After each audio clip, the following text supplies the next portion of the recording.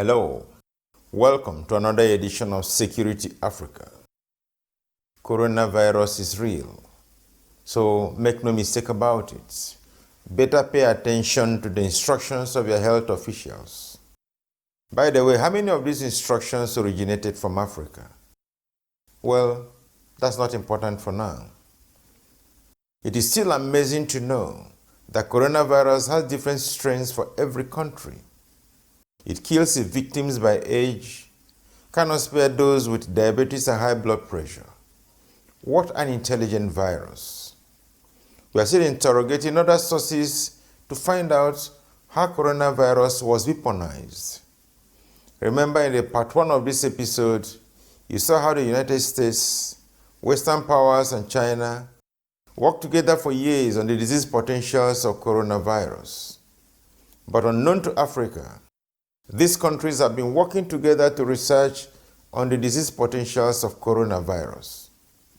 You saw the areas of collaboration, especially in funding and exchange of dangerous pathogens. So in this episode, we shall continue with other areas of collaboration coming up next.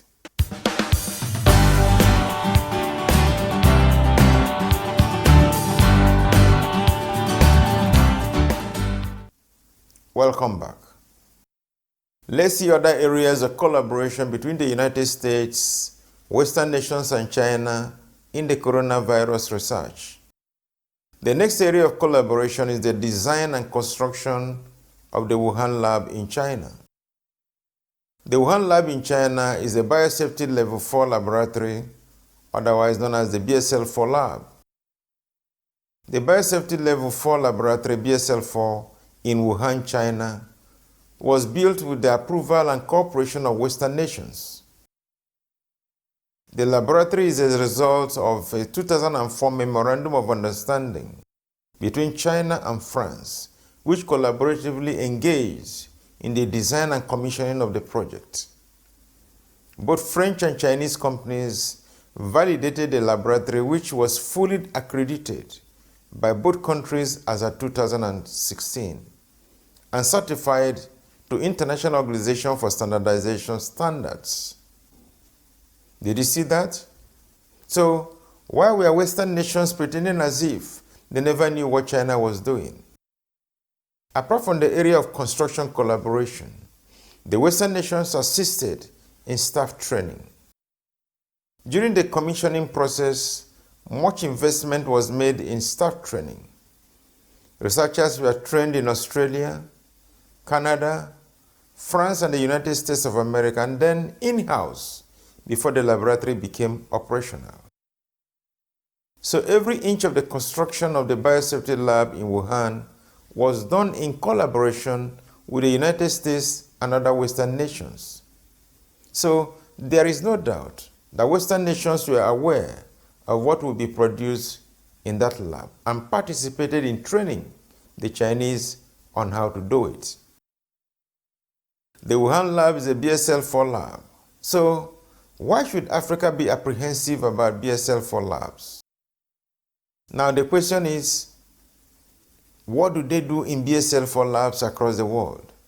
And so BSL-4 laboratories have basically one purpose, and that is to research, develop, test, and stockpile biological warfare weapons. No legitimate scientific health reason for BSL-4 laboratories.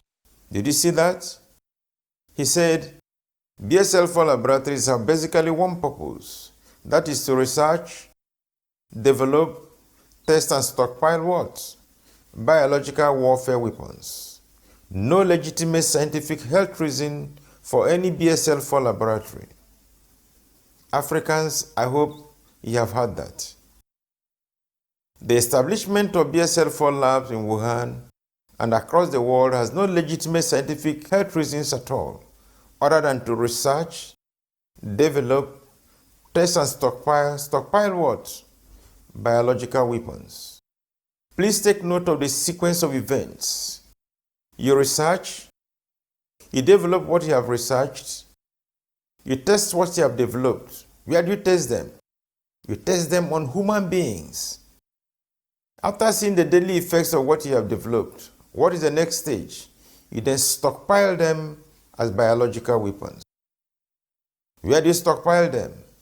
In the BSL-4 labs, like the one in China and others located across the world. Remember the sequence of events. Number 1, you research. Number 2, you develop. Number 3, you test what you have developed. Number 4, you stockpile as biological weapons. So, in the sequence of events, the people behind the coronavirus are at this testing stage of their product. That is why many people are sick across the world. Some people have died as well. It is a testing stage. After this stage, they will not give vaccines to stop the effects of the testing stage. What happens next? They will then stockpile the weapon-grade virus as a biological weapon. That is how it works. You can begin to appreciate why Mr. Trump withdrew funding of the WHO, because the WHO, from available evidences, is aware of what happens in the BSL-4 labs across the world. Perhaps Mr. Trump doesn't want WHO to supervise the further production of biological weapons being produced in BSL-4 labs across the world. This is a time for African governments to work together with Africans in diaspora, African Americans, and reach out to the 2 U.S. presidential candidates and secure from them guarantees that Africa's depopulation foreign policy be dropped and that all BSL-4 labs be closed. These guarantees are very crucial for the continued existence of Africa. I know you'll be surprised that the WHO is aware of what was going on in the Wuhan lab or any other BSL-4 lab across the world. Well, this is a specially designated WHO research lab. So why is the WHO specially designating a BSL-4 Nazi biological weapons lab? Because the WHO is up to its eyeballs in this type of work and has been for quite some time. So, did you hear that? He said, this is a specially designated WHO research lab. The Western nations, as well as WHO, were aware that the Wuhan lab had in their possession dangerous pathogens that could be harmful to human health. Even in the WHO document, they recognized the Wuhan lab as a reference lab.